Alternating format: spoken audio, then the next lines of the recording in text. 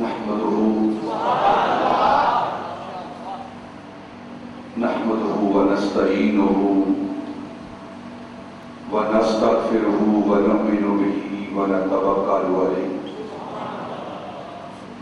ونعوذ بالله من شرور أنفسنا ومن سيئات أعمالنا من يهده الله فلا مضل له ومن يضلله فلا هادي له ونشهد أن لا إله إلا الله وحده لا شريك له ونشهد أن محمدا عبده ورسوله أما بعد فأعوذ بالله من الشيطان الرجيم بسم الله الرحمن الرحيم قال الله تعالى في كلامه المجيد البرهان الرشيد والفرقان الحميد وآخرين منهم لما يلحقوا بهم وهو العزيز الحكيم صدق الله مولانا العظيم وصدق رسوله النبي الكريم ونحن على ذلك من الشاهدين والشاكرين والحمد لله رب العالمين وقال النبي صلى الله عليه وسلم لو كان العلم عند الثريا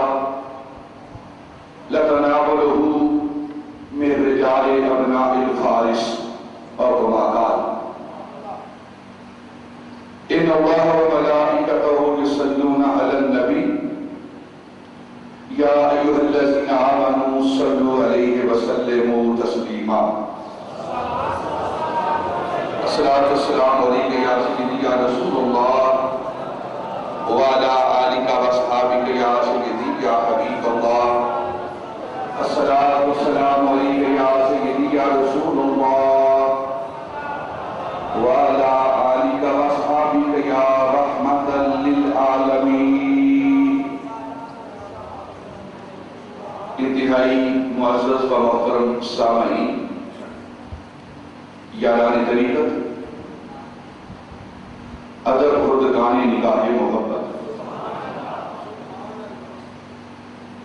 قرآن مجید برہان رشید سے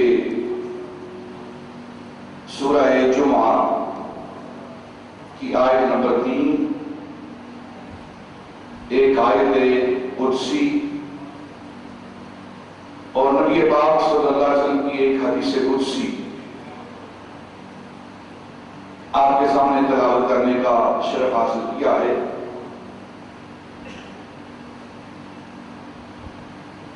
اس آیت مبارکہ اور حدیث مبارکہ کی روشنی میں انشاءاللہ آج کا جمعہ المبارک حضرت امام حمام امام الائمہ سراج الامہ حضرت امام ابو حنیفہ رضی اللہ تعالی عنہ کی بارگاہ میں ہدیہ پیش کیا جائے گا۔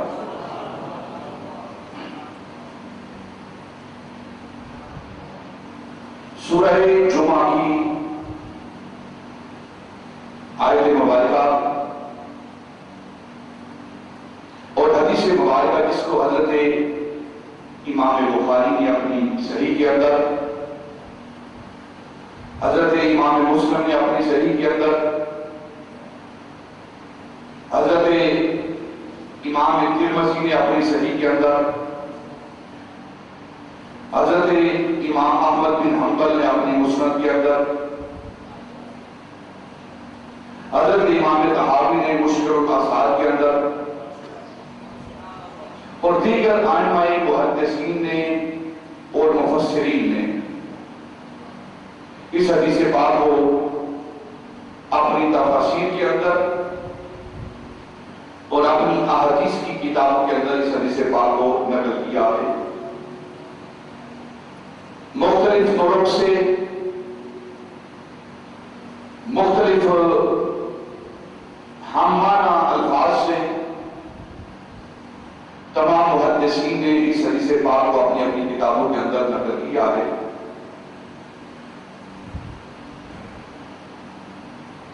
حضرت ابو ہریرہ رضی اللہ تعالی عنہ سے یہ روایت مروی ہے۔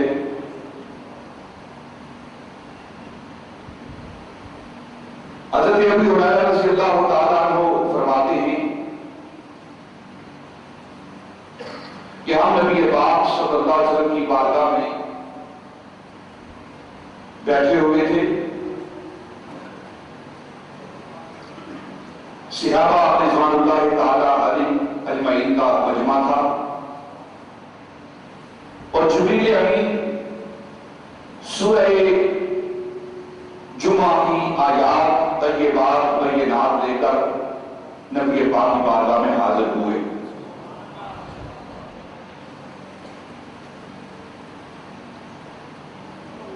جب جبریل امین نبی پاک کی بارگاہ میں سورہ جمعہ کی یہ آیات لے کر نازل ہوئے تو نبی پاک صلی اللہ علیہ وسلم اپنی عادت مبارکہ کے مطابق جب بھی قرآن پاک کی آیات نازل ہوتی تو آپ اپنے صحابہ کے سامنے ان آیات کو تلاوت فرماتے۔ یہ آپ کی عادت مبارکہ تھی نبی پاک صلی اللہ علیہ وسلم کی۔ آپ ان آیات بینات کو، ان نازل ہونے والی آیات کو صحابہ کے سامنے تلاوت فرماتے اور پھر حکم فرماتے صحابہ سے کہ ان آیات کو فلاں فلاں سورت کے فلاں فلاں مقام پر لکھ دو، فلاں فلاں سورت کے اندر فلاں مقام پر ان آیات کو لکھ دو۔ تو گویا جس طرح قرآن پاک اللہ رب العزت کی طرف سے نازل ہوتا ہے، اسی طرح قرآن پاک کی آیات کی ترتیب وہ بھی اللہ رب العزت کی طرف سے نازل ہوتی ہے۔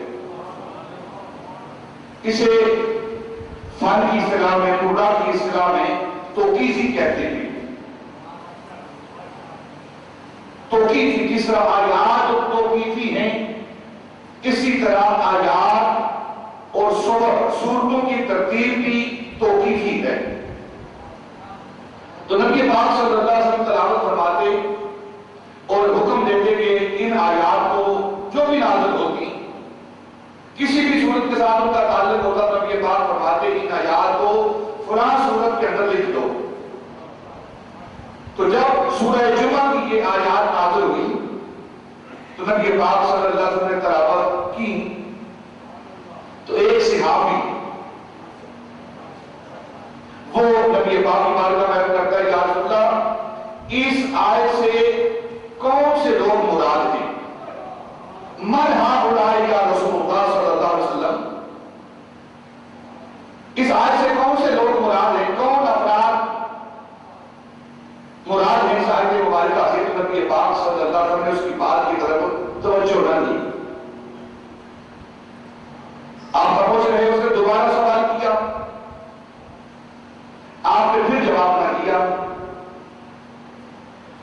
اس نے پھر تیسری مرتبہ سوال کیا کہ من ہؤلاء یا رسول اللہ صلی اللہ علیہ وسلم، یہ کون لوگ ہیں؟ وآخرین منہم لما یلحقوا بہم، سے مراد کون سی افراد ہیں، کون سی ہستیاں ہیں؟ تو نبی پاک صلی اللہ علیہ وسلم نے اس کی طرف دیکھا، دیکھ کر فرمایا تم سوال کرتے ہو کہ ان آیات سے مراد کون ہے، وآخرین منہم لما یلحقوا سے مراد کون ہے؟ تو میرے آقا تاجدار مدینہ صلی اللہ علیہ وسلم نے اپنا ہاتھ مبارک آگے بڑھایا، آگے بڑھا کر آپ کی مجلس میں حضرت سلمان فارسی بیٹھے ہوئے ہیں، آپ نے اپنا ہاتھ حضرت سلمان فارسی کے اوپر رکھ دیا اور آپ نے فرمایا لو کان العلم عند ثریا لتناولہ، اگر علم، اور دوسرے حدیث پاک میں ایمان ہے اور ایک حدیث پاک میں ہدایت ہے، نبی پاک نے فرمایا کہ اگر علم یہ سریا ستارے کے پاس بھی ہوگا، سریا ستارے جیسی بلندی بھی رکھتا ہوگا، تو اس شخص جس پر ہاتھ رکھا ہوا نبی پاک نے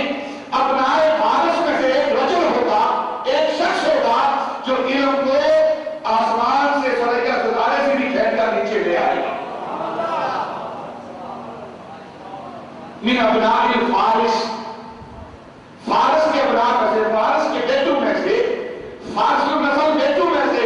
ایک رجل ہوگا، ایک جوان ہوگا جو علم کو ثریا ستارے سے بھی کھینچ کر نیچے لے آئے گا۔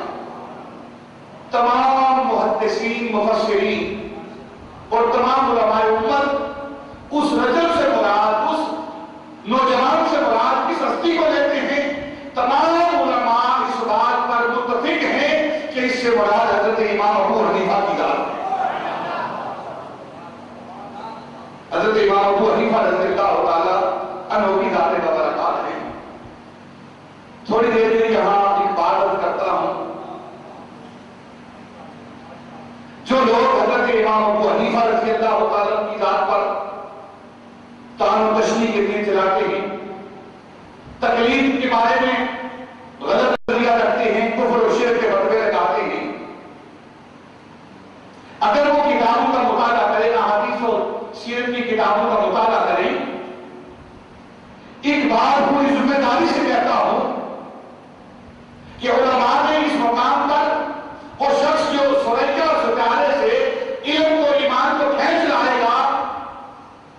اگر کوئی حضرت امام ابو حنیفہ کے بارے میں شک کرے کہ نہیں اس سے مراد حضرت امام ابو حنیفہ نہیں،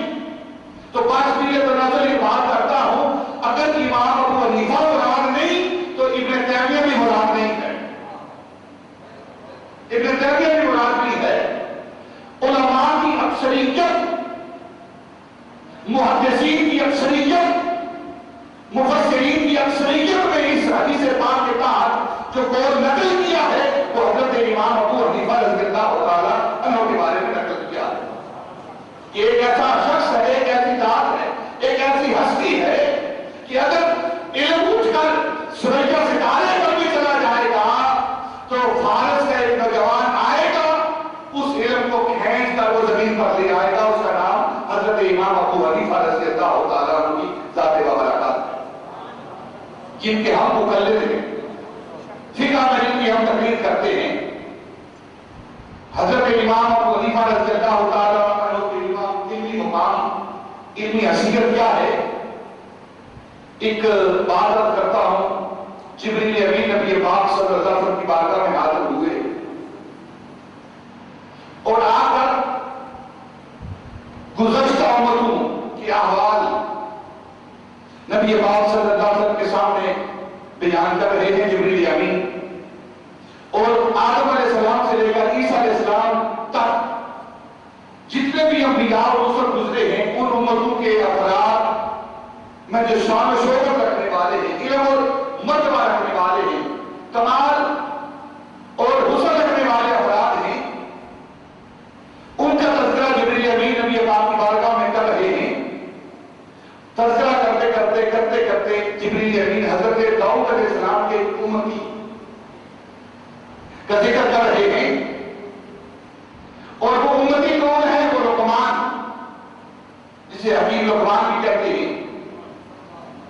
اس امتی کا جب تذکرہ ہوا تو جبریل امین کہتے ہیں کہ داؤد علیہ السلام کا ایک امتی ہے جس کو لقمان کہتے ہیں،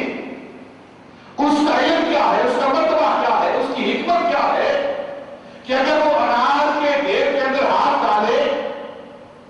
اور اس کی صفات بیان کر